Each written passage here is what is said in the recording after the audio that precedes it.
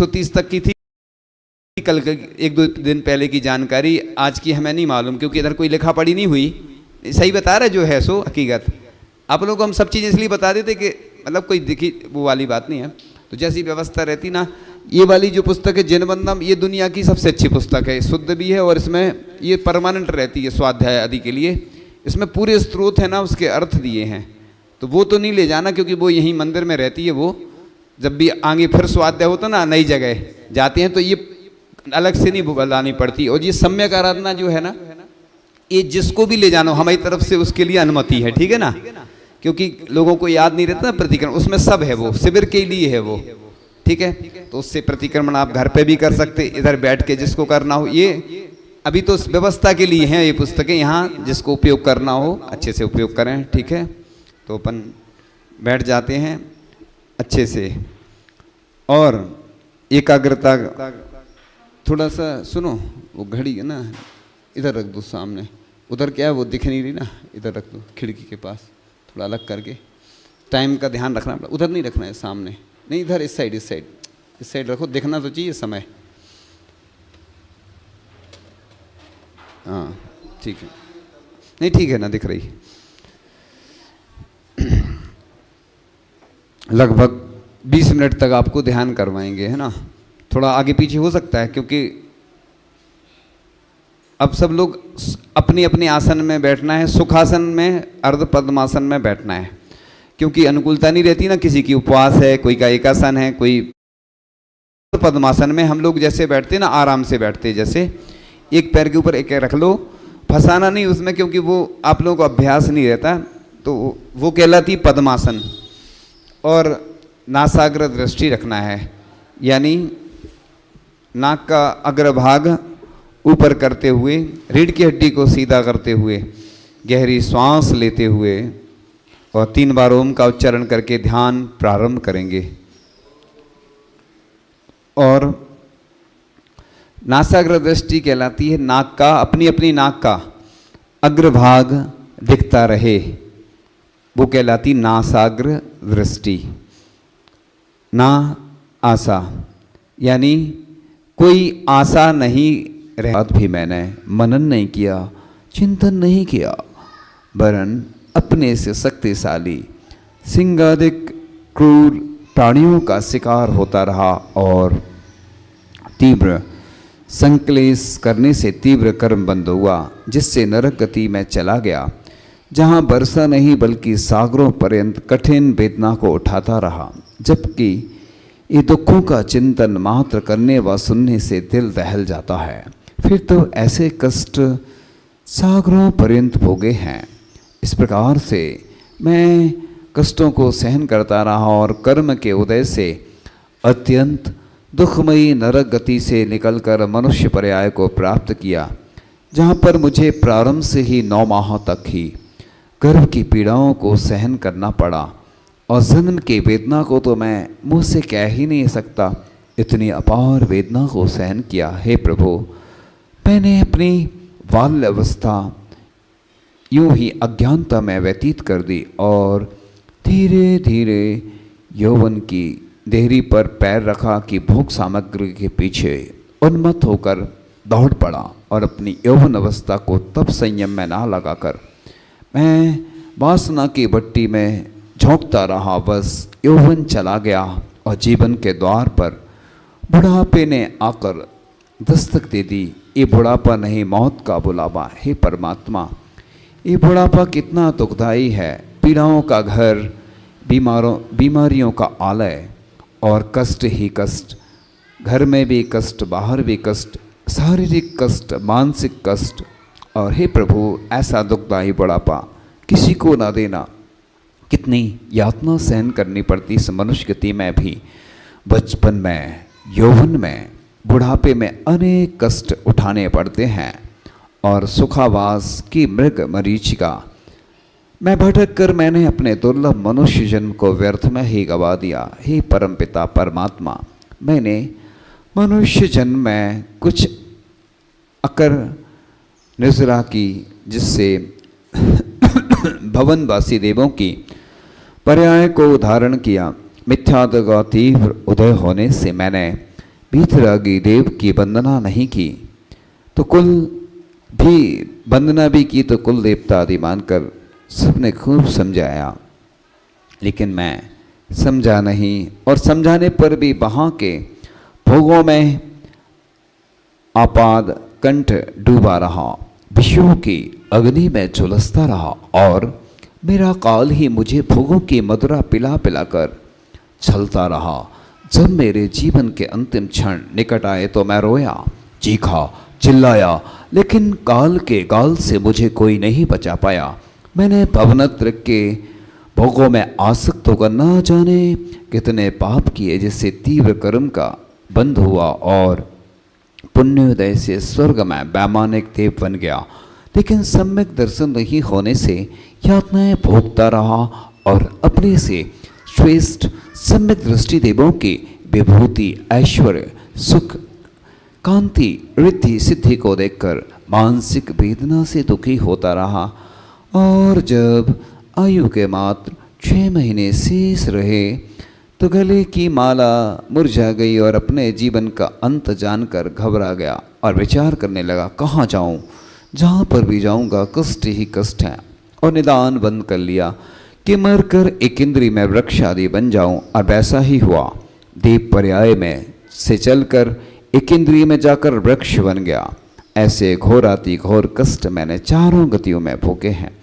मैं उत्सर्पणी अवसर्पणी रूप अनंत अल्पकाल तक ऐसे कष्टों को सहन करता रहा। इस लोक का ऐसा कोई भी स्थान नहीं बचा जहाँ पर ये पापी आत्मा ना गई हो। सब स्थानों के दुखों को भोगता हुआ द्रव्य क्षेत्र काल रूप भव पंच परावर्तन करता रहा, भव सागर में गोते लगाता रहा। हे प्रभु, हे करुणा के सागर, मैंने देख लिए इस संसार के दुख, मैंने सुना दी अपनी काली कलुषित दुखद कहानी। हे भगवान, अब मुझसे ये पीड़ा सही नहीं जाती, मुझसे कर्मों का बोझा ढोया नहीं जाता, ये पाप का नर्तन देखा नहीं जाता। सुन लो मेरी अरदास और मेरी रक्षा करो प्रभु, रक्षा करो।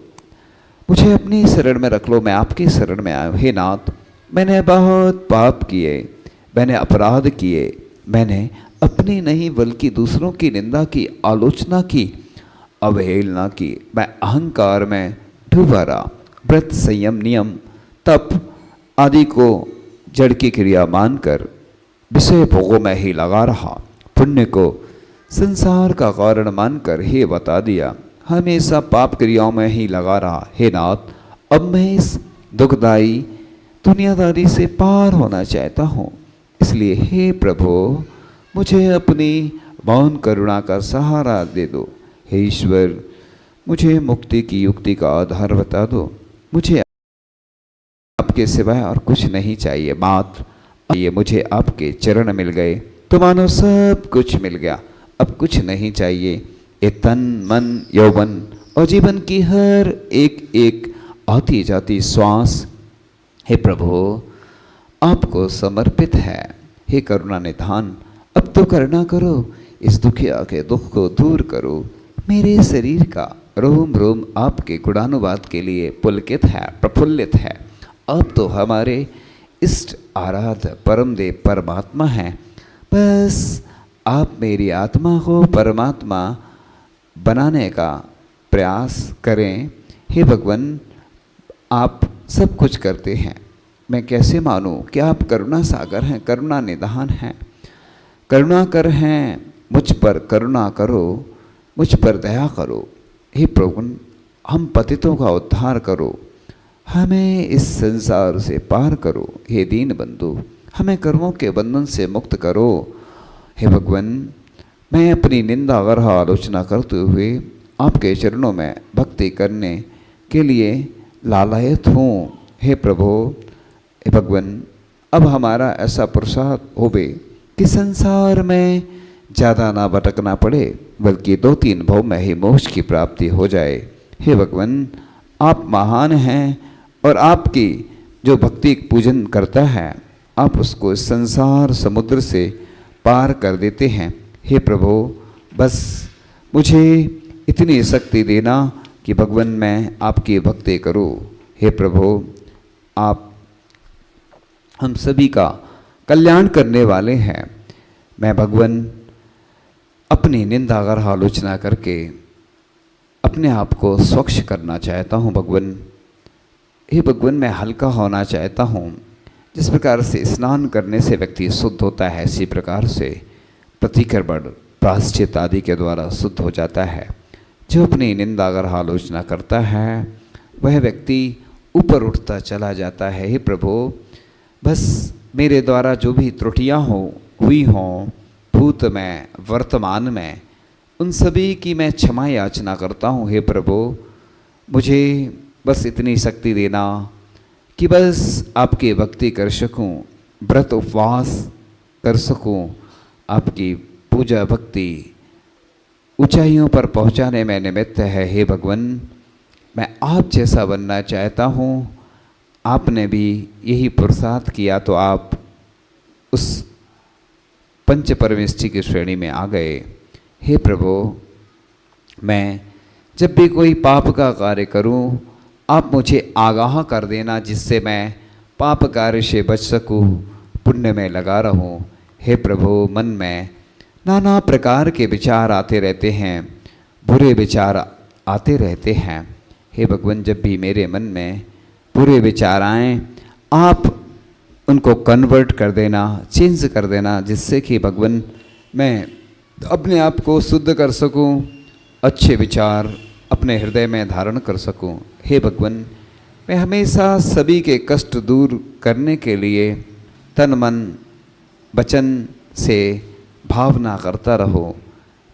प्रत्येक जीव के प्रति मेरी भावना हमेशा अच्छी बनी रहे, सबका कल्याण होता रहे और मैं अपना कार्य बिना किसी को कष्ट पहुँचाए करता रहूं।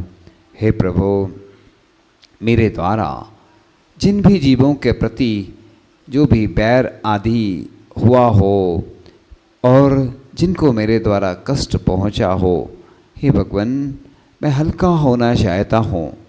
चारों गतियों के दुखों को सुनकर के भगवान मैं ऐसा प्रसाद करता हूँ कि त्रियंच गति में गया, मनुष्य गति में गया, देवों में गया और सभी गतियों में, नरक गति, त्रियंच गति, मनुष्य गति और देव गति में, चारों गतियों में भ्रमण करते करते ऐसे ही मेरा काल व्यतीत हुआ। भगवान, अब मैं पंचम गति पाना चाहता हूँ, वो सिद्ध गति, पंचम गति, उसको प्राप्त करके हे भगवान फिर इस संसार में कभी नहीं आना पड़े, कभी नहीं भटकना पड़े। इसलिए भगवान, आपकी कृपा मेरे ऊपर हमेशा बनी रहे और भगवान मैं आपकी हमेशा भक्ति करता रहूं। इतनी शक्ति देना कि भगवान मैं बस अपनी निंदा अगर आलोचना करके पुण्यशाली बन जाऊं। हे भगवान, जब भी महाअनुष्ठान हो, जब भी ऐसे अवसर आए भगवान, उनमें मैं शामिल होकर के अपने पाप का क्षय करके पुण्य में उसको परिवर्तन करके, हे भगवान, दुनिया में जितने भी जिनालय हैं उन सब में मैं रत्नमयी प्रतिमाएं, स्वर्णमयी प्रतिमाएं, रजतमयी प्रतिमाएं विराजमान करूं। हे भगवान, स्वर्णमयी, रत्नमयी, रजतमयी जिनालय बनवाऊं। हे भगवान, मैं हमेशा बस अपनी भावना के अनुसार पुण्यवर्धन कार्य करता रहूं। अनुष्ठान, जाप आदि क्रियाएं करके, पूजन, अभिषेक, शांति धारा, ये मांगलिक क्रियाएं करके, आपके जाप करके भगवान मैं अपने कर्मों का क्षय कर सकूं। हे प्रभु, मुझे शक्ति देना कि बस मैं आपकी ही भक्ति करता रहूं। मेरे अंदर अनंत शक्ति है, उस शक्ति को उद्घाटन करने का पुरुषार्थ और प्रयास मैं करता रहूं। हे प्रभु, मैं चारों गतियों में गया और कितने सारे कष्ट सहन करता रहा। इधर मैं भगवान की पूजन अभिषेक करता हूँ और अन्य धार्मिक क्रियाएं करता हूँ, तो बस घर जाने की इच्छा होती है। हे प्रभु, बस मेरी तो यही भावना है संतों के समान मंदिर में ही बस रहूं और कब इस संसार समुद्र से छूट करके उस मोक्ष तत्व को प्राप्त करूं। हे प्रभु, मैं हमेशा पाप के कार्य में लगा रहता हूँ। पुण्य के अवसर आते हैं तो मैं बहाना बनाता हूँ। मेरा मन चंचल हो जाता है और पाप के कार्यों में मेरा मन हमेशा अच्छा लगा रहता है। हे प्रभु, मुझे इतनी सामर्थ्य देना, इतनी शक्ति देना कि बस मैं आपकी भक्ति कर सकूं और आपकी भक्ति करने से व्यक्ति महापुण्यशाली हो जाता है। हे प्रभु, मेरे अंदर वह ऊर्जा पैदा करना कि भगवान कि मैं आपके पास साष्टांग नमस्कार कर सकूं। मेरी आँखें पवित्र हो जाती हैं जब आपका दर्शन करता हूँ। प्रभु, मेरी आँखें हमेशा जिन प्रतिमाएं हैं, जितने भी तीर्थ क्षेत्र हैं, सब प्रतिमाओं का चरणों का दर्शन करती रहें। मेरी आँखें, मेरे कान हमेशा जिनवाणी का रसास्वादन रसपान करते रहें और मेरे दोनों हाथ हमेशा दान के लिए अग्रसर रहें और इन हाथों के द्वारा मैं भगवान आपको रत्न, स्वर्ण, रजत और अन्न विशिष्ट सामग्री अर्पण कर सकूं। भगवान, इन हाथों के द्वारा मैं जाप कर सकूं, इन चरणों के द्वारा, कदमों के द्वारा, पैरों के द्वारा भगवान आपकी वंदना कर सकूं और पूजन कर सकूं। ऐसी मेरे अंदर, मेरी नख से लेके सिर तक मेरा जो शरीर है, मेरा रोम रोम आपकी भक्ति में लगा रहे।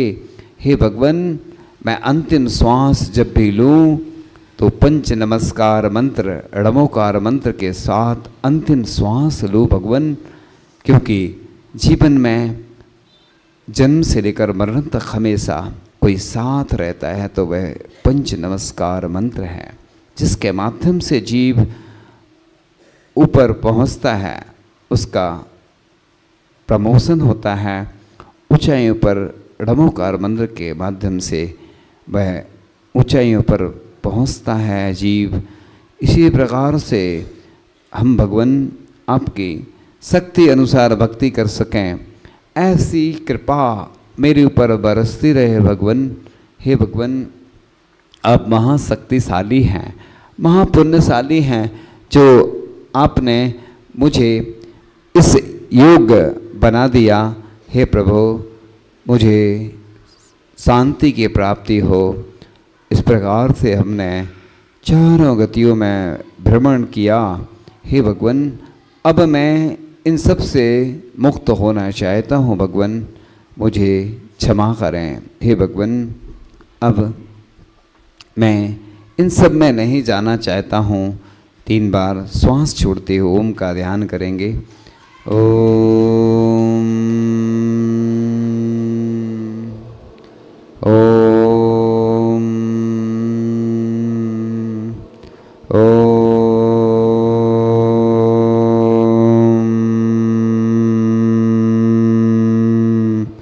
अपने हाथों से अपनी आँख मुख का स्पर्श करेंगे 3 बार। अपने दोनों हाथों को ऐसे करके फिर अपने मुख पर लगाएंगे, उस एनर्जी को ग्रहण करेंगे और फिर मंगल भावना करते हैं। तेरा मंगल मेरा मंगल सबका मंगल होवे, तेरा मंगल मेरा मंगल सबका मंगल होवे। सुखिया होवे सारी दुनिया कोई दुखी न होवे, सुखिया होवे सारी दुनिया कोई दुखी न होवे। कण कण मंगल क्षण क्षण मंगल जन जन मंगल होवे, कण कण मंगल क्षण क्षण मंगल जन जन मंगल। हे प्रभु निज मंगल के पहले जग का मंगल होवे, हे प्रभु निज मंगल के पहले जग का मंगल होवे। तेरा मंगल मेरा मंगल सबका मंगल होवे।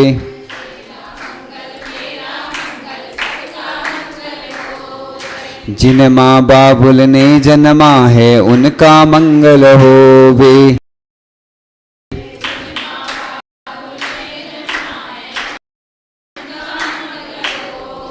जिन बंधु ने पाला पोसा उनका मंगल होवे।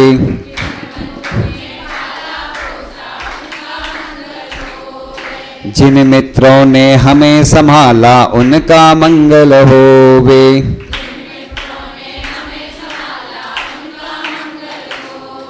जिन गुरुओं ने ज्ञान दिया है उनका मंगल होवे।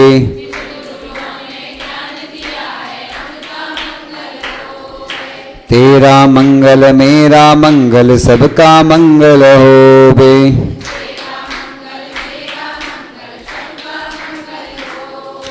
जो धरती नभ आश्रय देते उनका मंगल होवे। जो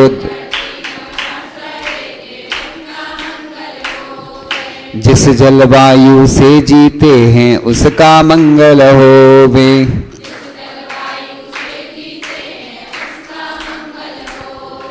जिस अग्नि से जीवन चलता उसका मंगल होवे।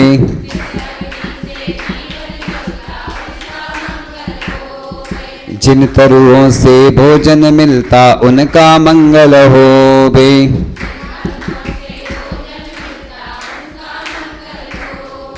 तेरा मंगल मेरा मंगल सबका मंगल होवे।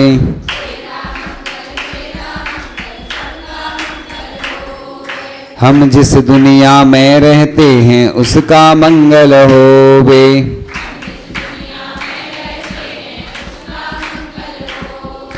हम जिस भारत देश में रहते मंगल होवे।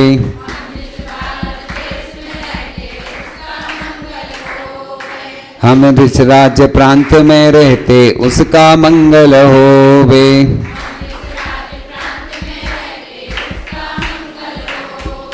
हम जिस नगर शहर में रहते उसका मंगल होवे।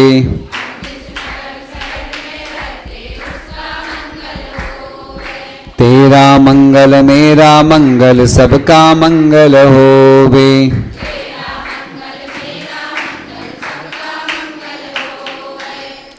इस प्रकार से शुरू में प्रतिक्रमण किया था, एक बार और करते हैं। हे भगवान, मेरे द्वारा जो भी आपके श्री चरणों में अभिनय हुई हो, आपके श्री चरणों में हम यही प्रार्थना करते हैं, यही भावना करते हैं। हे भगवान, अनंत बार आपके चरणों में नमस्कार हो। हे भगवान, मेरे द्वारा मन वचन काय से कृत कार्य तन्मोदना से जो भी एक इंद्री से पंच इंद्री तक के जीवों को कष्ट हुआ हो और जो भी मेरे द्वारा दोष लगे हों, हे प्रभु मुझे क्षमा करना। मैं अज्ञानी हूँ, छोटा सा बालक हूँ। हे भगवान, मैं हमेशा आपकी पूजन, भक्ति, अनुष्ठान, जाप आदि करता रहूं। हे भगवान, जब भी मैं पाप के कार्य करूं, मुझे आगाह करते रहना। हे भगवान, मैं जो भी कार्य करता हूँ, मुझे मालूम है आप सब केवल ज्ञान के माध्यम से देखते रहते हैं।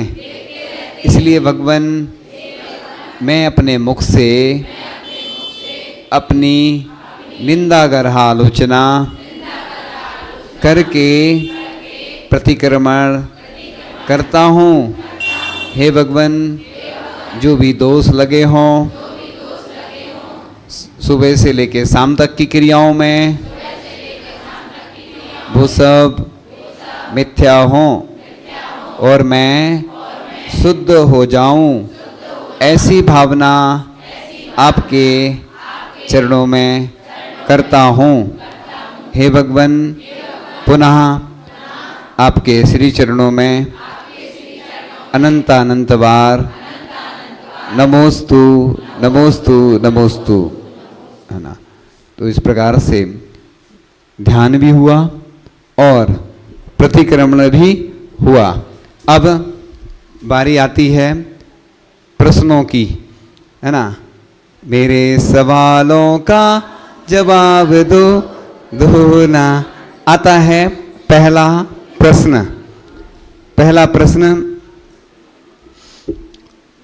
जो अपन ने ध्यान किया, ध्यान के माध्यम से ऐसी कौन सी क्रियाएं हैं जो पुण्य बढ़ाने वाली हैं, जो प्रतिदिन करना चाहिए?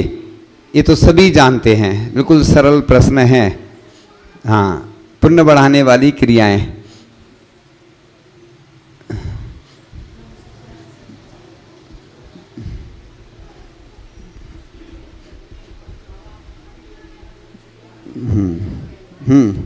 पीछे गुड्डू। बोल दो ना, उस कैमरा घुमाना। और कौन कौन सी मांगलिक क्रियाएं हैं बताओ ना। नहीं, वो तो ठीक है, क्रियाएं कौन सी बताई थी पुण्य बढ़ाने वाली? 2-3 बार उच्चारण किया ना ध्यान में। हाँ, जरा माइक दे दो ना, वो माइक दे दिया करो। तो माइक दे दिया करो ना, माइक उठा के दे दो कैमरा। और बताओ अच्छे से, पूरी बताओ। कैमरा घुमा दो। पूजन पाठ करना चाहिए, हाँ। स्वाध्याय करना चाहिए, और सब जीवों से क्षमा मांगना चाहिए, प्रतिक्रमण करना चाहिए। हाँ, पुण्य बढ़ाने वाली क्रियाएं ये हैं। चलो, उत्तर सही है। अब